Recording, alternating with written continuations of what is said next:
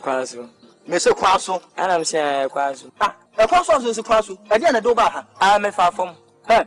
No. Obama, no, go from Betty. I am some.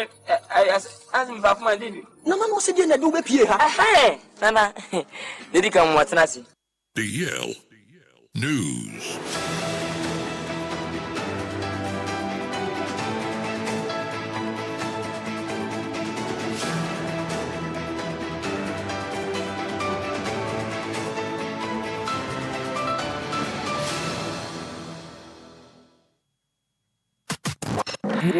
It's official. DLFM 106.9.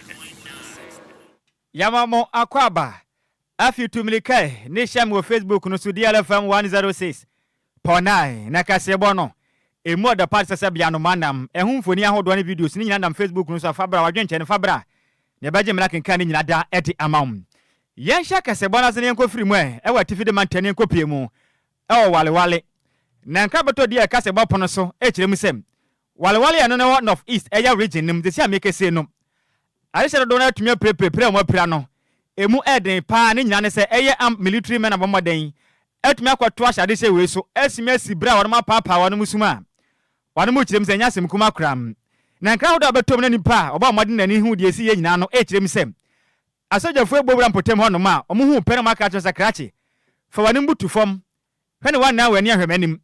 Ubutu ope na wa pa usum na omde tuo na yedi sibra mo na ya twe ahoma. Na yedi abrima manfo hono ma mu kirem se nya sem kuma kram. Na nkane nyina kirem sem.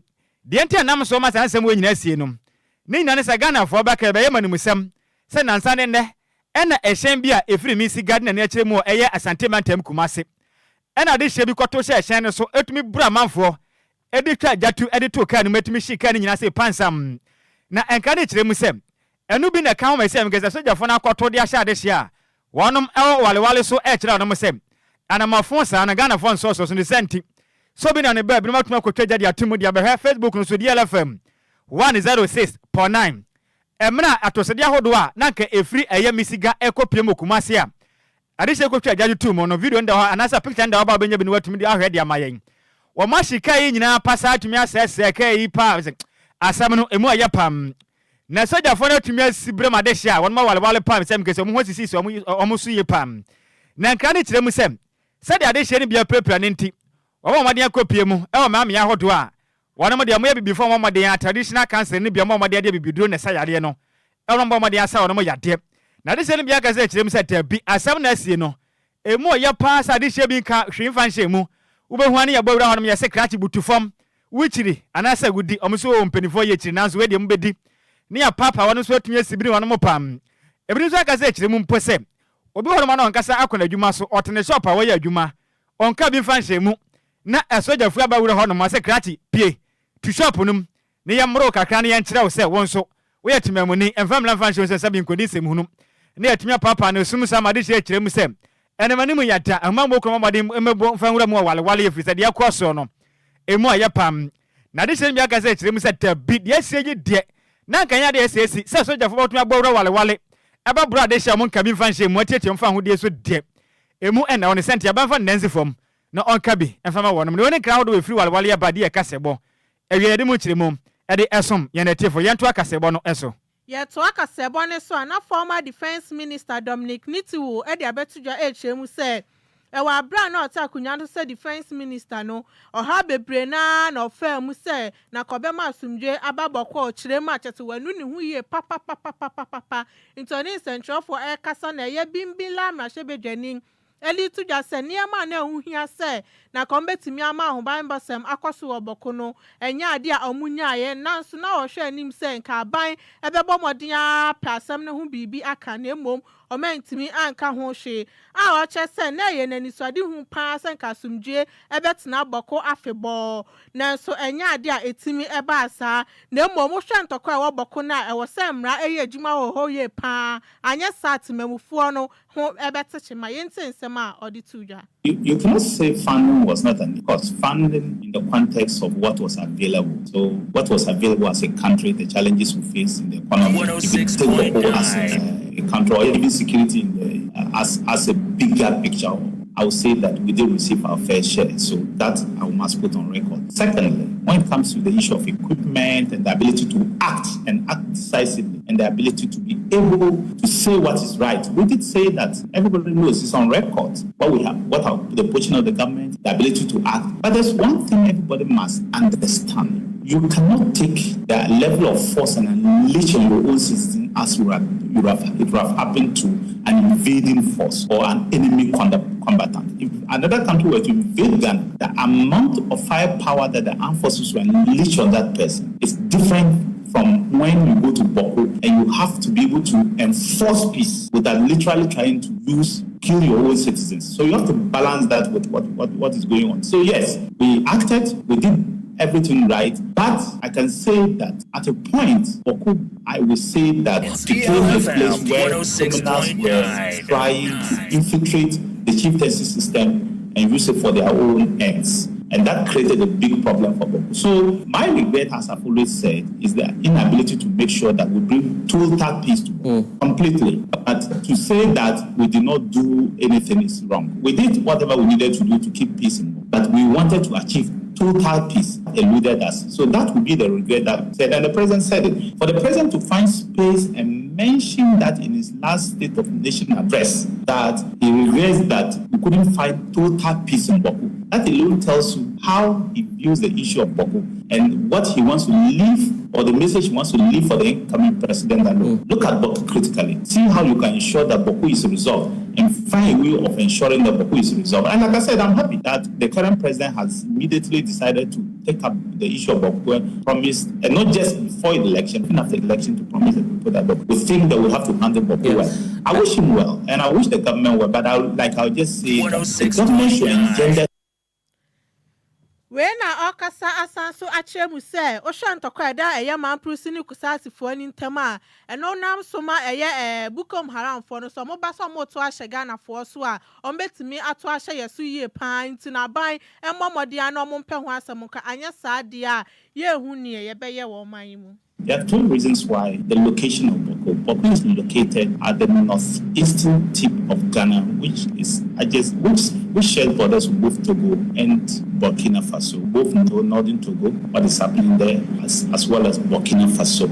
The sort of difficulties that these two nations, unfortunately, are facing. And so you do not want the situation where any part of your nation is open or it becomes the weak point where terrorists or people, undesirable elements were entered to your country to cause mayhem. And so we should look at Boko from that angle. The second point is that the groups involved, that is the Kutsasi particularly and the MiPROMO as well, are widespread and have intermingled for a long time. And so you go to Ashanti region, they are together. You go to Greater Accra, they are almost always together. You go to many parts in northern region, is the same thing. You go to western north and western region is virtually together. And so this conflict, if it's not curtailed, resolved, has a tendency to spread across the entire nation. The last bit, the reason why we need to solve this issue is one of the longest, maybe Alabama, it was one of the longest running chieftaincy sagas in this country. We cannot allow that. We have to find space. We have to find space and resolve this matter. If we resolve Yendi, we can resolve this matter. And I believe that we have to find space and resolve it. But the security of this nation, particularly the threat of terrorism, rests on how we handle the northern frontiers. And Boko is at the epicenter of that issue. 106.9. And Nia Utiye, a former defense minister Dominic Nitiwo. Yantua Kasiabon Sway, Nayamo and Fouramum. Our Ghana man penny, Bema Obwata, John Dramani Mahama. Or the Adesre, Ediato, or my Ghana, Humbango Kuni, and him. Some more Madino Munina Monasi pa, and the buying and to buying. No, my Ghana, as Mujaya way, Yensa, Engusu, and Crassunamra, no man intimated if he said. Santo Quanament and was sorry, Ghana, Babre Pam. Bema Obwata, John Dramani Mahama, Modern is to Jamal born home Modem. Afra Humbango Kuni, but Modern Asia Mu and a catch it. No, no, what's say, and no catch it or Musem. Or Mangana, your team say no. A Sahuma Monsemono, a mutume the pa every so the Akoso Boko, and in Potemuna, I tell you pa, Nisenti. A something for Tinas no who compare between me first or Nabua, Namentemoasa Hodwa, a time man homeless or Bokwane. Ama de shall motivate the mantem, Ebrenom, a talk between me extra. John Dramani Mahama Kazet himself. A who been your pass house, Mujaka say, O Magana Mono. yensa betumi akra so ne koso aboye ho ban efrisem amama hodo bi ahomba monsem wonum didi agro ne efri wonum nsem abofom se bi kosu na ageta emfaso bi amaso ama ahomba mmokuo ne ntam nya da tumi atete ne amama ne huna manepa ne senti ompese bi bekoso manga ne mti otrosra ahomba mmokuo nya se munyina mnaso mo ento ban enje ban na Ghana somdwa yensa ka no yentumi enkra so na Ghana mampeni eje mrem ene ahomba mmokuo no edi nhyem ne san do so me wonum no emu enchiremu no enie. I want to thank you for the good work. This last election has cemented our reputation as a leading democracy in Africa, and a good part of the thanks go to you, the security services, who have maintained the peace. We still have threats to our peace that we must continue to look at internally and externally. Internally, to do with chieftaincy disputes and some incidents of armed robbery and things like that. Externally, to do with the threats on our northern borders. And so we cannot let our vigilance down. There should be no vacuum. And so you must all continue to work, as the CDS said, zealously to make sure that there's no breach of the peace in the country. And so I want to thank you for all the work you're doing. We're working hard to set up the Council of State so that we can start to put the controlling boards of all the services and all the government parastatals in place. And so once we have the Armed Forces Council and the Prisons Council and all of them set up, all your service councils, we're sure that we'll begin to look at how to manage things in respect of any outstanding issues that exist. But in the meantime, I expect you all to work very closely together like you've been doing and continue to keep the country safe for all of us. And so I want to thank you for attending to our call at quite short notice and to ask you to continue to work in the interests of the people of Ghana. Any awoti ye Ghana mampeni John Dramani Mahama nene ana awoti ye na ne kwakura mo no ana Chief of Defence Staff General Thomas Opompepra ekasaye ogina homba mo ko ni nanim ade na se ekese ade magana mampeni John Dramani Mahama ana wo kire mi se Oma moden ejina omonaso abo adwumaden akonkoden abo amahomba monsem etumeto din awa banda de twam ni mfe bebre ni aga na hombambo etumede hin ne senti wombekwaso ejina omonaso abo adwumaden ahwese na ban ya ban so ahomba monsem betumede hin mo man Ghana somdwa ye wono yensa etimi akraso no no so jensem ede na se kese ma Ghana mampeni ebo no homoden ekire adwumadi awodo betumedi aboma Ghana homba monsem akona nimu no yentie ensema hodo a Opompepra Edesum Omai Konkron Ghana. Mr. President, first of all, let me thank you very much on behalf of the heads of the security services and agencies for receiving us this morning. Mr. President, we are here to join our voices with the good people of Ghana and the international community to congratulate you on assumption of office as the President of the Republic and Commander-in-Chief of the Ghana Armed Forces. Mr. President, we want to assure you of our loyalty, professionalism, and dedication. We've been working together as a team, meeting all the complex challenges of the security environment. By working together as a team, we've been able to keep this country quiet and stable. Mr. President, I want to assure you that we are going to continue with even greater zeal to ensure that we maintain the security and stability of this country. I want to assure you of our unflinching support and dedication, as I said, to duty, and make sure that we help you to achieve or realize your objective of resetting Ghana. Mr. President, once again, thank you very much for receiving us. We are grateful, and we wish you the best. It's DLFM 106.9. Any awoti ye Chief of Staff, Chief of Defence Staff, ne den ade General Thomas Opompepra ade wo kirem sa homba monsem de Ghana for yentum na frisem. Wombekwaso agina monaso abu adwumadin ye pama niama etumi akonkan ade amoman emu nkiremu ene ade asommu yi. Yanto akasiabone so appointed finance minister akachie na Dr. Atuba Foxin edi abetuja HM say eye free SHS a omampani dada na nado danko Akufo-Addo edi baaye no eye ade amahama aban no abo ayehwebo say omo be maintain no na emom omahye mu kina se na ebe ya ebetimi akonanim ewo oman mu okasa asem wa abra na omoye ne vetting ewa abra ya appointment committee of parliament for eye ne vetting no chemu say ɛyɛ ade ɔmampani John Dramani Mahama ahyɛbɔ sɛ ɛyɛ free SHS policy no ɔbɛhyɛ mu kina sɛnea ɛbɛyɛ bɛboa adesuafoɔ no wɔyɛ ɔman mu afana nyinaa nti sɛ ɔmampani kora bɛkasa asɛm wei ama assurance edi a ɔno a ɛyɛ appointed finance minister deɛ den ana ɔwɔka na mmom deɛ ɔbɛyɛ ne sɛ ɔbɛbɔ n'akyi dɔm no wa support no sɛnea ɛbɛyɛ bibia ebetumi akɔ so yie nti ɔman Ghana mu ne sɛ assurance na ɔmampani John Dramani Mahama ɛde ama mu no ɛwɔ soro yie papa free SHS ne deɛ ɛnyɛ ade a ɔmo betwam. Mr. Chairman, I want to say this. My party's position on senior high school has been well articulated by His Excellency the President. We do not intend to cancel the free SHS. In fact, President Mahama has said that the free SHS has come to stay. I don't think you need any further assurance. The President of the Republic of Ghana has made this statement. Who am I? As a minister that he has appointed. So you have the assurance from the highest level of government to preserve the policy. I don't think I have what it takes to give you additional assurance. It's done. And he will be coming to this house as part of his State of the Nation address. I'm sure he will re-echo that position. I'm only a servant. My responsibility, if approved, will be to allocate resources to his priorities or to the priorities of the government. And I'll do that. So, my brother and my friend, be assured that free SHS has come to stay. And if there's anything, we'll come to this house for us to work together. But the president has said it. The budget will be presented to this house for us to peruse, consider it, and approve it. So let's not jump the gun. But I'm sure you are very sure. You are very much aware of what His Excellency, his pronouncement in the last few years. And ya wuti appointed finance minister Dr. Atuba Afosi anu ochem say ya dia free SHS ne de ebekoso akona nim na emom mampani John Dramani Mahama de obeshemukina putipru breaking news bi atofom yentwa ye ho ne yemfa nso me natifo DLFM breaking news.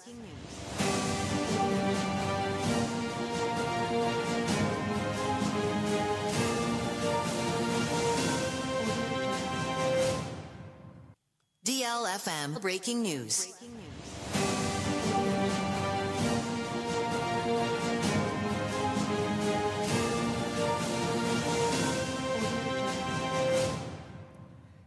Yamamo akwaba putupru krata tenten efiri Ghana mampeni John Dramani Mahama enchen apam na esi amekese Ghana mampeni apaw national security appointment anaso apa nipa mamoden akobo adwuma ahwe se o man Ghana ho ba monsem ebetimi eje ne naso bra no ye pam na nkrata ba bonten no echirem se Ghana mampeni atumi apaw nipa makoma na makoye adwuma ewa national security wono manya sem kuma kra nipa odikan aka na mekire former chief of staff Prosper Douglas Benny waboni din se ono enkwankoye adwuma ewa national security advisor former president no adwuma den no hwese Ghana no betumi akoye party true of mampeni na tenaye Dr. Sumienum DCOP Abdul Osman Razak okwakobo adwuma se national security coordinator no abo adwuma din ye atumi agma hoba monsem ni betumi akonkan ye pa e de magana mampeni manadwuma atumi akonkan titru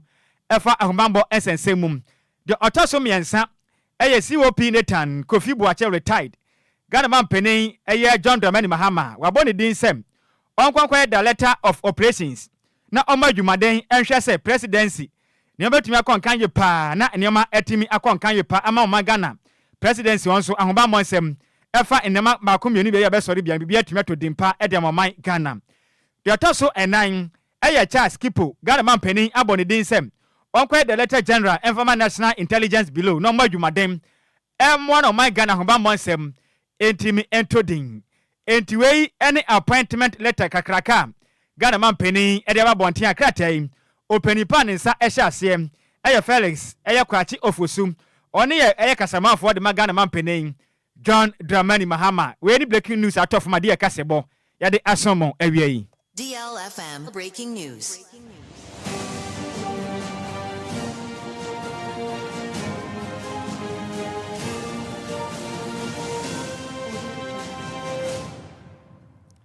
Yantu akasiabo no so ne yemwura mo techiman edwadata nim eno no Bono East matanim na Ghana fo beka na no kwesi de atwam ya nadwo ahomache na ene jabrane etimi koto techiman edwada tade ma na hye edwatamfo no wono magyapade enyina dam na de hye ne bia ka se kirem sem ejena tomp edwanim ho no mo no wono mpese mbirfo batenase esusu edwa no ene japade ahye ne kutu akwatenase ekodi omoyirem aduane kutu na de hye na bre ne senti emane bia ka se kirem se de bia mu oyapa ne senti ene manim yada wonom ehia mwande penifo enfama no wonom na de hye ne bi kirem sem enema hodo ye nuane afin so eye fosu niema ne niema hodo ahye wodwam ho no de aba emu aye pam na de hye bi wo moden ene de kasa twetwe kono ma me ba kwa ne din ade madam eye ni Matu Osman ono ene da emadwadefo a womo ewo eye Sumaka eye Market Women Association na no ewo Central Market ene no ewo eye techiman edwanim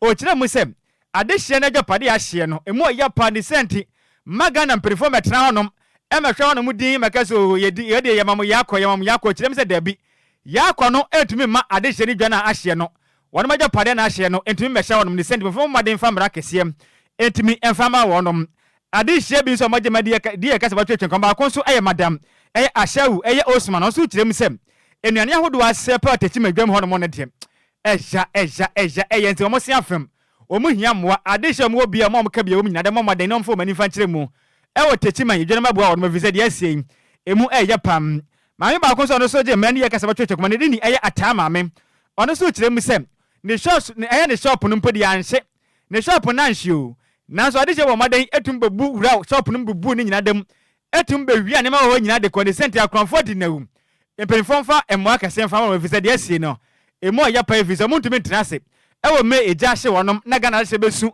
one yedi yamamo yakọ eje ya hye de ya pa ne sent monkafra chimte sabe kafra ensa kro ni sent mo maden fa sika maboa wonom visa ajapade ahye no emo ya pa na ba Facebook no so de DLFM 106.9 video nda so aba benya binu watumi ahwe ma maje mre ene de yakasa ba twetwe koma so da no som ye no emu kire mu no enie mama church na mo nja bibia basa yesra mo se mo muaye na ye nyema asino yesansi ye na so ye nyina ye na so ye fa enko ye nim pere na ye na dwom aye wono ye tua tax ma family ye tua ma ye da kese ye so no ye tua bia afodie bia ye DLFM 106.9 wo ye so mo ma spirit odewe mu ye ni spirit bia odewe mu obi balance ye theater star odewe eje ni speak bia odewe mu ye fa obi so ma he ne ma ya ye le wa so ne ma na fa yela ko bu sa na no de wo ko yo ha jama na mi ba be ye mi alla diye mi da na jufa ana mo fra mi se mi America container bia shi mi ba ya ampa na pay kojo 20 years ra abai ye hie moa obi si mi su 20 years ra abai wo boy wo hwanyame no mo boy na ye wo ya mobo ye hwagya nkafo ye hwe yadefo mi gira mi kuni yare wani bi nti esre ya bai wo bo boye esre mu wo hwanyame atorenche ma atoye esem ye ni security wa ha eni akwan bia o techi edwom ha esre mu akasa ye tia tax ensu BBC a ye wite wo mpenifo ye ni esre mu ye yam kamri de ensu nkase we je na hye ni na hye te dwure be ye busia wo dwom ha da ye nsia ni aketewa ni ma ni ama ye ni mo nyina ahye ye de ahye ne ye ba ye mo gugu ya pata asese ye ne ma ni nyina nti ye strength ni fo ye pamacho fi mo fo ni mere techi mai na de aba na ani nyai de atu e de obi e mu musumo guno ye sra mo moa ye sra mo e mo ne be ba e be ko ye nsem na e mo aye na mo mo aye na ye ntumi anya kakra e be kwa fa niema e mo ne e ba e siburu mo ye fa mai Eni a woti ye aya Ghana de hia wonom edidwa ewo techiman eye Central Market and Williams de adro no wonom ehia mo antime mpanifo mesere nkyere mo keke mo hia mo ade mo fa sika ene ne mamra wonom se ba betumi abono mo so asetenam eni betumi akonkan ede ama no yenko Facebook no se yenka ade hia ni bi adwe nkyere we ye piaga no kyerem se Ghana hwe ase nyina eye NDCU ye dase wo fa ke no kyerem se ohwe live edi free eye circle eye new pen station hono mo hwe mpa ye dase senior we see Samuel Kofi Asante ana o kyerem se Kwadwo Sammy B praise him yo hallelujah ana o kyerem se ye boadwumaden pa na news no emo de pastor sabia no manam senior ye nso ye dase pa Yanko, aha, we see Richard. I heard with him say good afternoon to you. Pentecost Elder Takrade Kwadwo Krum Tobe Udishi Konkron. Nhyiraba Kwadwo Sammy Adwoa Agyei Sikapa. Or them say in fact DLFM news a official loud and a sweet sound of man power with DJ Ghanaian and Sassy. Ewe great station with DLFM and senior. Ya that's a passer wants to do against no. At the byway, yenya we swear. Ne yankwafa ya na dwaton de. Abofo ne dwaton de from your back as bondia catch no. Ya bete e de fronom e de amaw.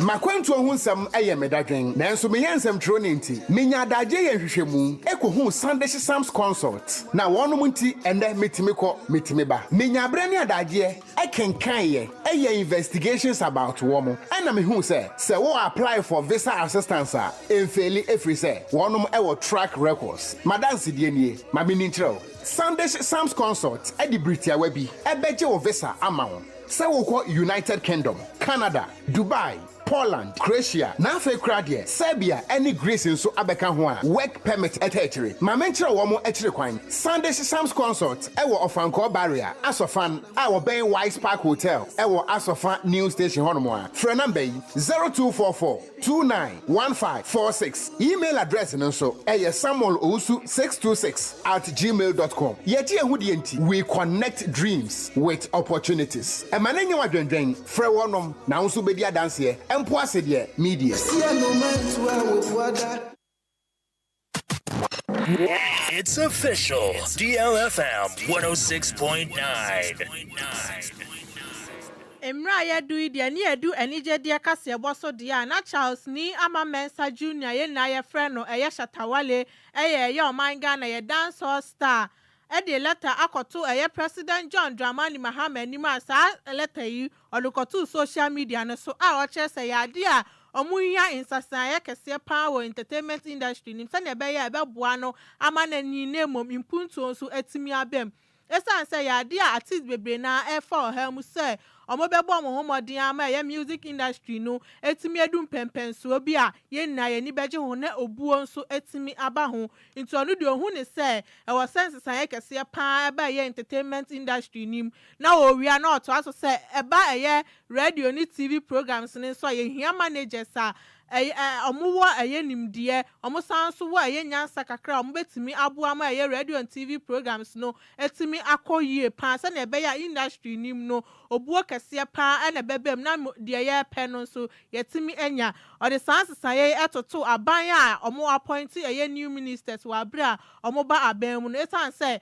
samo ba aban mu amo appoint new ministers se na ebe ya munju bedi amudi na betimi akọ anim sanso na sansa ya o kire die eye sansa ya nkokra ope ewe ye entertainment industry nim nti ye omanpani John Dramani Mahama emmo ne homode ya se obema nsesa ya aba entertainment industry nim se na ebe ya eye mabunu na afi na omo cha se omode eye nyom tuo ebe ka omadwuma hu ebe hu ni se ye adwuma kese pa na emom enye se omo ye ede agege omani nti we me wafa se Shatawale na ka se na nuham wakasa wa entertainment industry ni sometimes empemfo no ba ho no omo nsa dan fo omo ni nsa dan hwe ho nti yesa e ha wonom nti nkola na afi na omo ba na ompese omo so tonwom ne ade no ha adwen especially we hear movie industry ni sisi aga na betumi akase agusi to nti we de Shatawale why adwuma me wafa se one don wapo adwuma pa nya me onhira pam we na Ghana de hye na ye begina we so every say